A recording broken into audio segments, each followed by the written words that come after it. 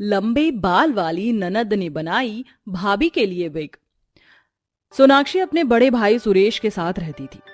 उनके माँ बाप बचपन में ही एक हादसे का शिकार होकर गुजर चुके थे। दोनों भाई बहन एक दूसरे के सहारे ही बड़े हुए और अब वो दोनों ही जवान हो चुके थे। भैया, आप ऐसे भूखे काम पर मत जाया करो। अब मैं तो आपके दफ्तर आ नहीं सकती हूँ। सोनाक्षी बैठी हुई अपने भाई सुरेश से फोन पर बात कर रही थी। हाँ हाँ, मेरी माँ, समझ गया। तू इतनी गहरी नींद में सो रही थी कि मेरा मन ही नहीं किया तुझे जगाने का। हाँ, उस वक्त का सुकून देकर मुझे पूरे दिन के लिए आपने बेचैन कर दिया। पता है मुझे आपकी कितनी फिक्र रहती है जब आप कुछ खा पी कर नहीं जाते हो। जानता हूँ, मेरी बहन बिल्कुल एक माँ की तरह मेरी फिक्र करती है। अच्छा, अब तू ज्यादा नाराज मत हो, मैं यहीं से कुछ लेकर खा लूंगा। और हाँ, तुझे अपने कॉलेज नहीं जाना है? सियाप्पा, टाइम क्या हुआ है भाई? जानती भी है ना, 9 बजने वाले हैं। अरे नहीं, मैं तो बहुत लेट हो गई हूँ। भैया, मैं आपसे थोड़ी देर बाद बात करूंगी। आप जरूर कुछ लेकर खा लेना, है ना? और हाँ, घर आने से पहले एक बार मेरे पास कॉल कर देना। अच्छा अच्छा बाबा, मैं समझ गया। अब तू जल्दी कर वरना लेट हो जाएगी। हाँ। सोनाक्षी जल्दी से तैयार होकर अपने बालों को काढ़ने लगी। ओहो, इन बालों को सुलझाना तो मेरे लिए एक बहुत बड़ी चुनौती है। आह! सोनाक्षी के बाल बहुत सुंदर और लंबे थे। उसके बाल उसके घुटनों तक आते थे। ऐसे में इतने लंबे बालों को सुलझाने में ही उसे पूरा आधा घंटा लग जाता था। अरे नहीं, मेरे पास अब इतना समय नहीं है कि मैं इन बालों में उसे लगाऊं। ये क्या, अब भी 9:30 बज गए हैं। भाग भाग सोना, भाग। सोना बस आधा टेढ़ा सा जूड़ा लपेट कर ही अपने कॉलेज भाग गई। लेकिन उसके बाल लंबे और सुंदर होने की वजह से वो भी अजीब नहीं लग रहा था। यार, तुम्हारे बाल कितने प्यारे हैं। क्या रोजाना रीठा आंवला और शिकाकाई का काढ़ा बनाकर पीती हो? लोग सोना के बालों को देखकर ऐसी बातें करते ही रहते थे। अब तो उसे इस सब की आदत हो चुकी थी। नहीं, इन बालों में मेरी माँ ने अपने हाथों से मालिश की थी, अपने हाथों से इनकी देखभाल की थी। बस इसीलिए ये इतने अच्छे से बढ़ पाए हैं। सो लकी यार। वो लड़की ऐसे बोलकर चली गई। सोनाक्षी कॉलेज में ही थी कि तभी उसके पास उसके भाई का फोन आया। हेलो सोना। जी भाई। मैं ऑफिस से आ रहा हूँ, तू भी आज जल्दी घर आ जा। क्यों भाई, सब ठीक तो है ना? सब ठीक है, बस अब तू भी जल्दी से नंद बनने की तैयारी कर ले। आज तेरे भाई को लड़की वाले देखने आ रहे हैं। सच? ओहो, अचानक? हाँ बस। मेरे भैया तो खुद छुपे रुस्तम निकले। जरूर वो लड़की आपकी ही पसंद है ना? अब तू मुझे बाद में छेड़ना, घर आ जा, काफी सारी तैयारियां करनी है। आ रही हूँ।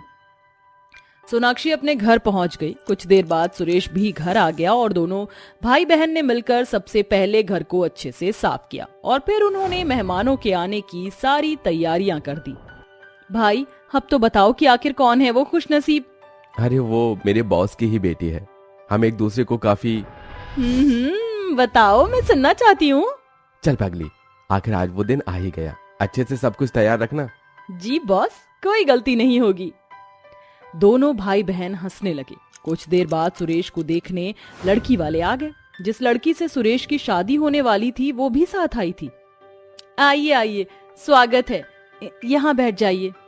आओ सुरेश, तुम भी बैठो। जी बॉस। बॉस नहीं, ससुर जी। ये दफ्तर नहीं, घर है बेटा। सभी ऐसे ही बातें करने लगे कि तभी सोनाक्षी सभी के लिए ड्रिंक लेकर आई। सोनाक्षी को देखकर सुरेश की होने वाली सास बोली, क्या ये तुम्हारी बहन है सुरेश? जी। बड़ी प्यारी है। बेटा, तुम्हारे बाल कितने सुंदर हैं। क्या राज है इन लंबे घने बालों का? सोनाक्षी शर्मा कर चुप सी हो गई, लेकिन उसकी तारीफ उसकी होने वाली भाभी से सहन नहीं हो रही थी। कई किलो हेयर केयर प्रोडक्ट और क्या? नहीं होने वाली भाभी जी, ऐसा नहीं है। मेरे बाल नेचुरली भी ऐसे ही हैं। अच्छा अच्छा, अब ये सब छोड़ो। अब ऐसे बेटा, तुम बड़ी ही प्यारी हो। अदिति की माँ सोनाक्षी की बहुत तारीफ कर रही थी। उसकी इतनी तारीफ सुनकर अदिति मन ही मन बहुत ज्यादा चिढ़ रही थी।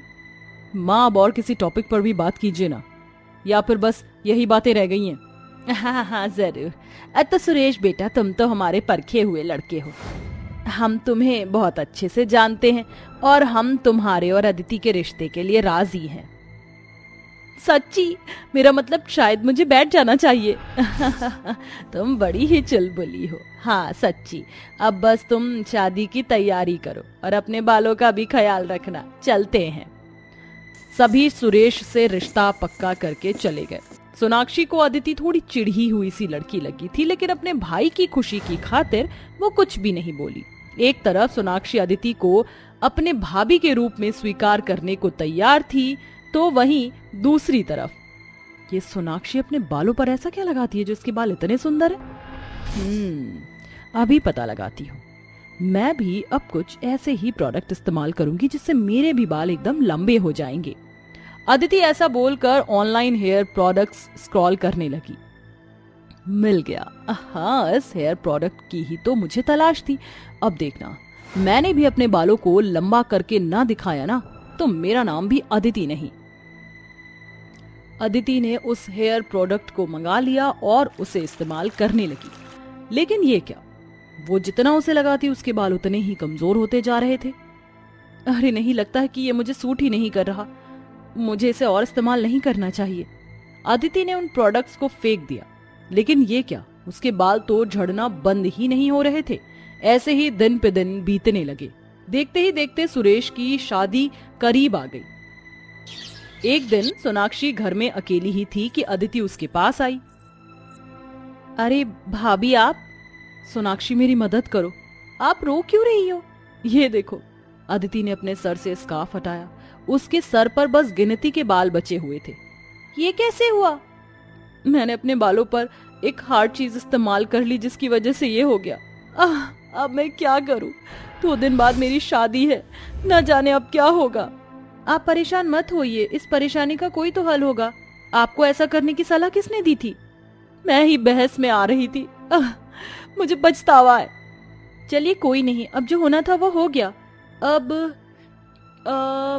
आइडिया। सोनाक्षी कैंची लेकर आई। नहीं, मैं अपने बच्चे कुछ बाल नहीं खोना चाहती। रिलैक्स, मैं आपके बालों के साथ कुछ नहीं करूंगी। सोनाक्षी ने ऐसा बोलकर नीचे से अपने बालों को काट लिया। ये तुमने क्या किया? मैं अपने बालों से आपके लिए एक विग बना दूंगी भाभी। मेरे भैया मेरे लिए कितनी मेहनत करते, मैं उनके लिए इतना तो कर ही सकती हूँ। सोनाक्षी की बात सुनकर अदिति को अपनी गलती महसूस हुई। थोड़ी ही देर में सोनाक्षी ने अपने बालों से एक बड़ी ही सुंदर विग तैयार कर दी। हो गया, अब आप इसे पहन लो। जब आप मेरी भाभी बनकर आ जाओगी तब मैं आपके बालों की केयर करूंगी। अदिति ने सोनाक्षी से विग ले लिया और उसका बहुत शुक्रिया अदा किया। शादी के दिन सभी ने अदिति की बहुत तारीफ की। कोई अंदर की बात नहीं जानता था। सोनाक्षी की अच्छाई ने अदिति का दिल जीत लिया था। शादी के बाद सोनाक्षी ने अदिति के बालों की बहुत अच्छे से केयर शुरू की। अब उसके बाल वापस उगने शुरू हो गए थे और फिर सभी मिलजुल कर रहने लगे। राधा बहू, राजू चला गया क्या? जी हाँ माँ जी, वो तो सुबह ही चले गए। क्या बात है बहू, सुबह सवेरे ही बाजार चली गई थी क्या? नहीं माँ जी, वो नोनू और सोनी का मेथी के पराठे खाने का मन था तो रात में बाजार गई थी और मेथी सस्ती मिल गई तो पराठे बनाने के लिए 2 पुक्के खरीद ले आई। आप भी पूजा कर लीजिए माँ जी, तब तक मैं मेथी के पराठे बनाती हूँ। ये कहकर राधा आटे में मेथी, अजवाइन, नमक, मिर्च डालकर उसे गूंथ लेती है और फिर चूल्हे पर मेथी का पराठा बना लेती है। तभी नोनू और सोनी वहां आते हैं। अरे आ गए मेरे दोनों बच्चे। हाँ माँ, मैं और नोनू हाथ मुंह धोकर आ गए। अब जल्दी से हमें अपने हाथों के बने मेथी के पराठे खिला दो। राधा प्लेट में मेथी के पराठे डालकर अपने दोनों बच्चों को परोसती है। वह खुश होकर पराठे खाने लगते हैं। तभी राजू जख्मी हालत में घर आता है और उसके शरीर में जगह जगह काफी चोट लगी हुई थी। ये देखकर राधा पराठे बनाना छोड़कर चूल्हा बुझा देती है। हे भगवान, आपका तो कितना ज्यादा खून बह रहा है। अजी क्या हुआ है? माँ जी जल्दी आइए। क्या हुआ राधा बहू? माँ जी देखिए ना, इन्हें कितनी चोट आई है। राजू ये सब कैसे हुआ? क्या बताऊं माँ, मैं तो चुपचाप से अपनी रेडी लेके जा रहा था। एकदम से चक्कर आ गया और मेरी रेडी गलती से एक सेठ की गाड़ी से टकरा गई। उसने मेरी रेडी पर लते हुए सारे मार्बल पत्थर तोड़ डाले और मुझे मारा भी। फिर मार्केट गया तो उन्होंने मेरा रिक्शा छीन लिया और मुझे पत्थर मार्केट में आने से बिल्कुल मना कर दिया। इतना कहते कहते राजू गिरकर बेहोश हो जाता है। काफी चोट लगी थी। दोनों सास बहू उसे अस्पताल लेकर जाते हैं। तभी गोमती भराए मन से रोते हुए कहती है, डॉक्टर साहब, मेरा राजू ठीक तो हो जाएगा ना? देखिए माता जी, इनके पैर की हड्डी टूट गई है, जिसे पूरी तरह से जुड़ने में 6 महीने लगेंगे। ये कुछ दवाइयां हैं, इन्हें देते रहिए। अब आप इन्हें घर ले जा सकती हैं। इस हादसे के बाद दोनों सास बहू के सामने अब ये परेशानी खड़ी हो जाती है कि इतने दिनों तक दाना पानी कैसे चलेगा। पता नहीं ऊपर वाले और कितने बुरे दिन दिखाएगा। अरे इस गरीबी में चैन से 2 वक्त की रूखी सूखी रोटी खाते हुए भी उससे देखा नहीं गया। माँ, दादी माँ क्यों रो रही हैं? क्योंकि पिताजी को बहुत चोट लगी है नोनू। अब पिताजी कमाने नहीं जा पाएंगे। ओफ सोनी दीदी, तो क्या हुआ? माँ कितने टेस्टी मेथी के पराठे बनाती है। माँ, आप मेथी के पराठे बनाओगी तो आपके पराठे खूब बिकेंगे। 5 साल का मासूम नोनू अपनी बातों से राधा को कमाई का रास्ता दिखा देता है। माँ जी, नोनू बिल्कुल ठीक कह रहा है। मुझे मेथी के पराठे बनाने आते हैं। क्यों ना मैं मेथी के पराठे बनाकर बेचूं? ठीक है, तो फिर मैं भी तेरी मदद करूंगी। फिर दोनों गरीब सास बहू सब्जी मंडी आती हैं। तभी एक व्यापारी के पास ढेर सारी मेथी की गड्डी रखी देखकर वह गरीब बहू वहां आती है। जरा सुनिए भाई साहब, ये मेथी कैसे दिए? अरे ये तो छांट माट की मेथी है, 50 रुपए दे दो और पूरी बोरी ले जाओ। राधा मेथी खरीद कर ले आती है और पराठे बनाने का सारा सामान इकट्ठा कर देती है।